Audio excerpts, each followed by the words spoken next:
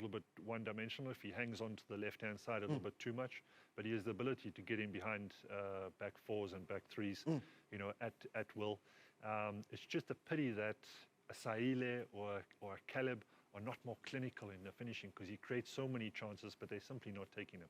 Let's look at that speed that comes from Ashley du Preez and how much trouble he caused, because easily Kaizer Chiefs could have taken the lead had the opportunities that du Preez was involved in been taken. First thing first, I think a spot-on game plan coming from Atazwani, using the three men with a lot of pace up top. This opportunity, it's a goal. All day it's all your heads are going to be a goal. High. It's the speed again of Ashley du Preez. Look at how he positions himself. He always gives Kaizer Chiefs the width. 1v1 situation, you know you're dead. And he keeps on going. And the interchange of, at times it's Solomon's that will be using the space. And I thought that was a spot-on tactical approach coming from Atazwani. Solomon's, Saile, du Preez really troubled Orlando Pirates. Look at that well-weighted pass coming from Usamkelo Zwane. Well-weighted pass, I think a bright future ahead for Uzwane. I'm happy that he has got a dad that has played the game in Eugene Zwane that will guide him. There's a lot of potential there. We see the speed. So does Coach Jose Ribeiro. Then there's a moment in the game that's going to test the coach in terms of a decision that needs to be made for Orlando Pirates. Because as we look at Shandu here and him going off, here's the incident, and we're not really so interested in the incident as much as Shandu does go off injured here, and we do wish him a speedy recovery. The decision that needs to be made here is, do I bring in Monyani or do I bring in Dion Hotto for Shandu, who has now gone down? We've just seen the speed that du Preez possesses. Yes. He goes with Hotto. Why? When you have a regular out-and-out right back in Monyani. Because we saw du Preez exactly, you know, in that right wing position, which was a little bit unusual because he's normally started off on the left side. So again, you know, I think if he can have the opportunity to chop and change from right to left, that would be a nice balance for Chiefs. But to counter that, he's decided to bring in Hotto because du Preez was working down that right-hand side and having so much success. And luckily for them, Marco had played it right back before and done it successfully. So they were not out of kilter whatsoever. So there you go. There's the signal. It's a serious injury. We're not happy with the neck of Shandu. He needs to come with speedy medical attention. He does go off. The derby continues. Dion Hotto is the man who's brought in to now and try and neutralize the speed that Kaizer Chiefs have in Solomons and du Preez and Saile. And eventually, that is an important decision that's made in the context of the match. But go back now to how it is that Pirates get the goal. Erasmus, again, mentioned from midweek, how well he does, comes into the starting lineup. He comes into the starting lineup. He forces the coach to play two up front. Now, let's look at how Erasmus gets his goal in this game, Thomas. Pirates has got the ball. Look at a number of yellow jerseys that Kaizer Chiefs has behind the ball. It's 9 behind the ball. Saile is the man furthest on top of your screen. That is marking. You've got Munari on the ball. He's trying to find the space in behind. But what is key here is the ball goes out for a throw-in. The reason we're showing this, it's a throw-in. But Orlando Pirates takes the throw-in quickly. And that is the game-changing moment. That quick throw-in, it goes to who? It goes to Miguel Tim, that is asking for the ball. Miguel Tim gets that ball and he dissects 4 Kaizer Chiefs players with that one pass that he makes. He's trying to find Saleng in this instance. But what an amazing touch that comes from Saleng, because it's not the best of passes, but the hand of God is on Erasmus. He has peeled away in that box to be able to receive the ball. So the quick throw-in, look at those 4 players. They're going to be dissected by one pass from Miguel Tim. One-touch football will always give you joy. He plays that one-touch football. Look at Saleng. He has found the space now. Look at Erasmus in between the lines. But you're thinking that those 3 players of Kaizer Chiefs can then be able to deal with Saleng. But the explosive speed, spiraling Erasmus is going to get the goal. There was also a question of offside. Erasmus cannot be offside because he's behind the ball. Confirm. And when you're behind the ball, you cannot be offside. And when they roll it through, that's how Erasmus gets the goal for Orlando Pirates. If you want to confirm and you don't know the rules, no, I know the rule, but you know, when the spot on is here, we can confirm. Say it again. When he is behind the ball, you cannot be offside. It doesn't matter what happens. There can be no one in front of you. You forget about everything else. I pass it to someone behind me. Technically, we say he is not closer to the opponent's goal line than either the ball or the second-class defense. Yabona yiyo le bengifuna. Ubufuna? Bengifuna le, not closer. Yeah, that one. Mamela, see, When we bege simple, marikhona le official, yabona, official one. behind the ball, it cannot be offside. There, you see. That's a strategy. Kaizer Chiefs, though. I mean, as much as they go down in the game, Chiefs, we saw already from the speed and how it was that Dupree was causing problems and Saile missing that early chance. There were more chances that came Kaizer Chiefs' way that were not taken. Take a look here at Yusuf Mart.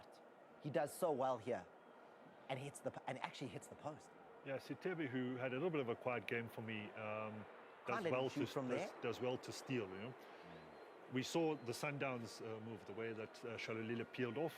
Saelia was in a beautiful position for Mart, I think, to drive here and then pass it into him. But he decides to shoot, so I suppose there's nothing wrong with But that. you know he can hurt you from here, man. He can, He's yeah. done He's it a box- before. he's a got box-to-box thunder player. in that right foot. He's a box-to-box player, more so than Sitebe. Both of them do have the ability to do that, but it's nice to see him getting into those positions. And then more chances here. Look at this.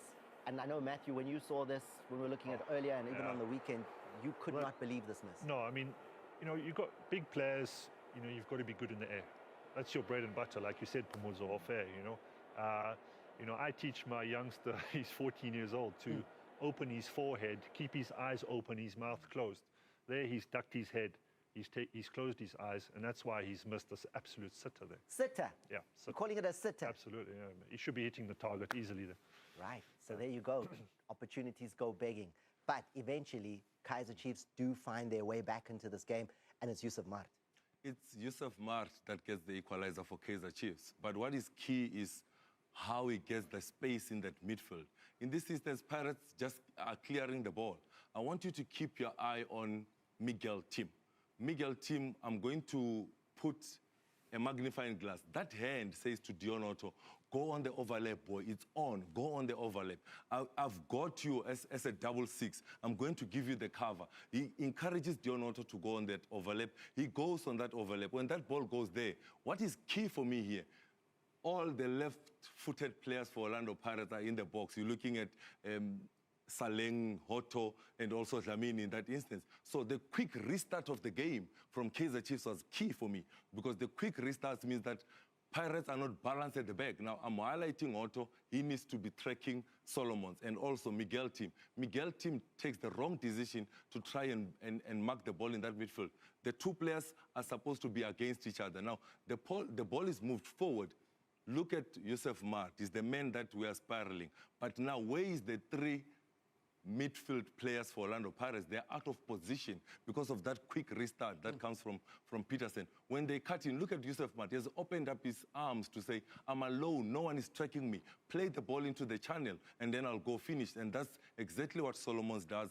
Plays that ball, and he gets the goal, Yusuf Mart, for Kaizer Chiefs. It's a delightful goal that Chiefs scores. But the key is the quick restart. Dion Otto and Solomons. Otto was encouraged to go on the overlap. He goes on that overlap. It means he's late. The midfield three of Orlando Pirates out of position. Yusuf Mart in acres of space. That's the man that we're spiraling. But what is Yusuf Mart looking for? He's looking for the space in behind Thomas. And with that space, Solomon realizes that space, and that's the ball that he's going to play through. And as soon as that ball is played through, Yusuf Mart says, I'm going to go get goal number 4 in all competitions for Kaizer Chiefs. And that's how the equalizer comes. Yeah, and coaches always love players who make that late run, you know, and you can see Mart outfoxes them and picks that pocket and makes that late run, and nobody is able to go with him. But the beauty as well of Solomon's being an ex-winger,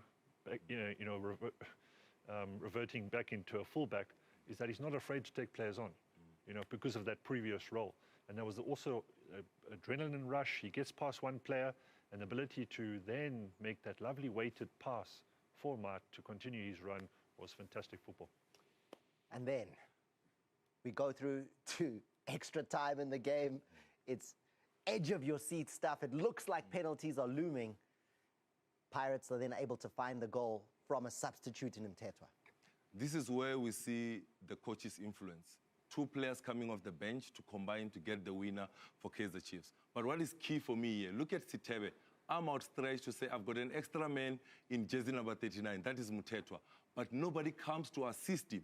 And when the ball is played, Mutetwa is running freely. No one is picking him up. He misses the first header. It goes wide. Now, this is another man that comes off the bench in Ndlondlo. He looks up, look at the box. The hand of God is on Mutetwa. No one is picking him up. He has got the space in between Shanti and also Dove, rises the highest, puts the ball in the back of the net. But the problem does not only start there, Thomas. It starts when the corner kick is taken, they don't pick him up. Sitebe points out that there's an extra man. Nobody comes to assist. Look at that cross that is coming in from Ndlondlo. He comes off the bench, and as you roll it forward, you're going to see the man that gets the head onto that ball is Mutetwa. He's coming off the bench. The coach's influence, looking to his bench and bringing on players that will elevate the game. What I like about Ndlondlo there is that at Maruma, and since he's arrived at Pirates, that's not his game. But he realizes time is short. He realizes that there's a second phase of play. He realizes that Mtetwa is still in the box, and he puts in a delightful ball in there. But yeah, poor defending, lackadaisical defending from Chiefs at a very important time in the game. Heartbreak for Amakosi and ecstasy for the Buccaneers. That was the goal that saw them through to the Nedbank Cup final. 27th of May at Loftus Versfeld is where Pirates will be against Kokuni. But Chiefs followers, spot on, there's one moment they want you to talk about because they feel they could have gone into the lead had the referee pointed to the spot. This is a big moment for you. They're waiting. Yeah, look, there was a whole lot of talk about why the referee didn't take action against a player that peels off the defensive wall. But when the ball is played, that player is still on the wall. It is when they take the second kick that is already away from the wall. So we ruled that one out. There was no question there for taking. But look at that. He has made his body bigger. He's got his arm above armpit level. The ball touches his elbow in that instance. He is inside the penalty area. That should have been awarded as a penalty. Penalty ungabhekanga. Udlamini ubhekele, he's jumping, uzibhekelele, he's, you know, penalty. What we consider these days in terms of the laws of the game is not whether or not there's an intention to handle the ball. Are you making your body bigger? Yeah. Is the arm at a position that you pose a risk to yourself of handling the ball? And those are the two considerations that the referee should look at. And at that moment, you look at where the arms are. He's not looking at the ball, but he's making his body bigger. And in that instance, he's preventing the ball from flying through towards people that could have headed it into goal. That should have been a penalty.